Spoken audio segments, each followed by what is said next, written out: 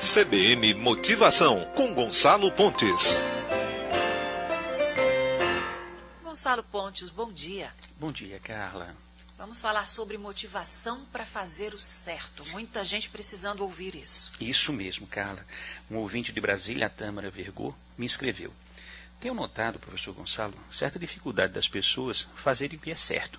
A todo momento, vemos péssimos exemplos em todos os lugares. Você teria dicas que pudéssemos fazer refletir sobre a importância de se fazer o certo? Minha cara Tâmara Vergô, lá de Brasília, obrigado por seu e-mail e por nos acompanhar aqui em nossa coluna CBN Motivação.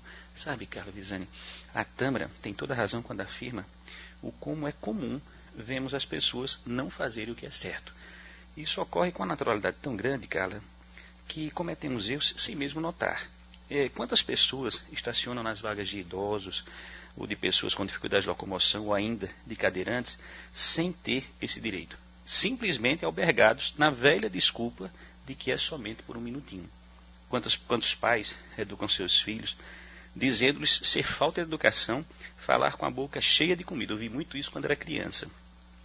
E quando seus celulares tocam, os celulares desses pais, na hora das refeições e na frente de seus filhos, eles atendem sem perceber a contradição do péssimo exemplo, ou seja, atendem o celular com a boca cheia de comida. Quantos profissionais, Carla, esquivam-se de fazer o mais difícil para ser feito esse mais difícil por um colega? Saciando-se com a famosa lei do gesto, levar vantagem em qualquer que seja a situação. Muitas são outras situações, Carla, que podemos citar como sendo algo longe de se fazer o certo. Porém, prefiro chamar nossos ouvintes a refletirem e começarmos a nos habituar a fazer o que é certo. Não há dúvidas, lógico, de que o exemplo deve começar em nossa casa, Carla. Eu defendo muito isso, pois assim nossos filhos e familiares terão a oportunidade de conviver com o que é certo e fazerem disso um hábito.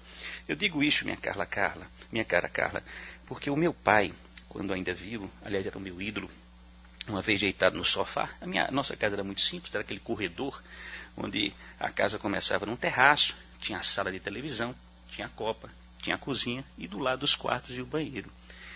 Não havia suíte naquele tempo na nossa casa, lógico. E meu pai, eu passando com meus 8, 9 anos de idade, saindo da sala, estávamos assistindo televisão eu e ele deitado no sofá, e eu passei para ir na cozinha, tomar água.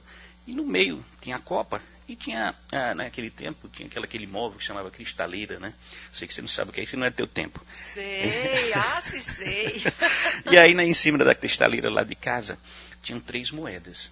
E aí, eu passei com minha juventude, minha infância, né? Ainda muito ávida, passei e perguntei, de quem são essas moedas? Imaginando que não tivesse dono, eram minhas, né? Perguntei a primeira vez, animado ainda mais pelo silêncio, né? E voltei a perguntar, de quem são essas moedas? Na terceira vez, que seria a última, perguntei novamente, em silêncio total, todas as pessoas, como se aquilo não tivesse dono. De quem são essas moedas pela última vez? E meu pai, do sofá, assistindo televisão, me vendo aquela criança, então perguntou-me, ô filho, você perdeu moedas? Eu disse, não, meu pai. Então passe direto, que elas não são suas. E foi o conselho, aquele conselho de meu velho pai, que me ensinou que o que não me pertence, materialmente falando, não é de minha conta. E assim é do que as minhas filhas, as minhas 3 filhas. E outro dia eu vi de uma delas. Meu pai, é assim que educaria os meus filhos.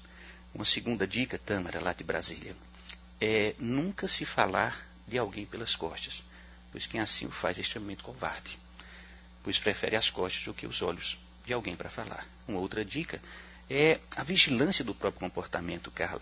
Por vezes fala-se mal de alguém ou de algo, quando a própria pessoa que fala também assim age. Eu defendo em minhas aulas e palestras por aí afora no Brasil, que quando se tiver dúvidas se será certo fazer ou dizer algo, deve-se pensar antes e perguntar-se, o que vou fazer ou dizer? A minha família se orgulhará do que eu fiz ou disse? Se você, meu caro ouvinte, tiver dúvidas, não faça e nem diga. Era assim que o filósofo Sócrates, há 300 anos antes de Cristo, defendia o poder ético das coisas certas em sua apologia. Fundamental também, Carla, é não copiarmos o que não seja referência. Não é porque eu passo por alguém e dou um bom dia que a pessoa não me responde, que eu tenho que dizer também não dou mais. Qual é a referência? Eu ter a educação de dar um bom dia ou a pessoa não ter a educação de me responder? Ter muito cuidado com o que significa isso. O que não é referência, Carla, não deve ser copiado. Também devemos ter atenção total, Carla, eu atento muito para isso, com relação à virtualidade. Não passe adiante, meus queridos ouvintes, mensagens de WhatsApp que você tem dúvida da veracidade, ou mensagens que denigram ou diminuam a imagem de alguém, mesmo que você não conheça esse alguém. Por último, lembremos-nos do que ensinava Madre Teresa de Calcutá, que todos sabem, sou fã de carteirinha número 1. Ela dizia: nunca deixe alguém passar na sua vida sem levar o melhor do que tu tens.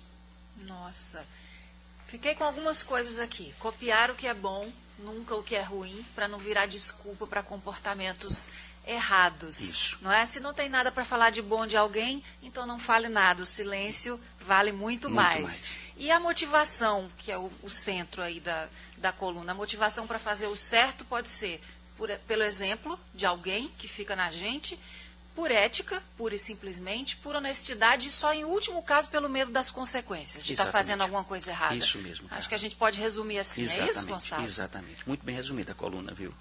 Muito bem. Gonçalo Pontes, obrigada por mais essa lição de vida que você nos traz toda semana, viu? Obrigado, Carla. Até quinta. Até a próxima.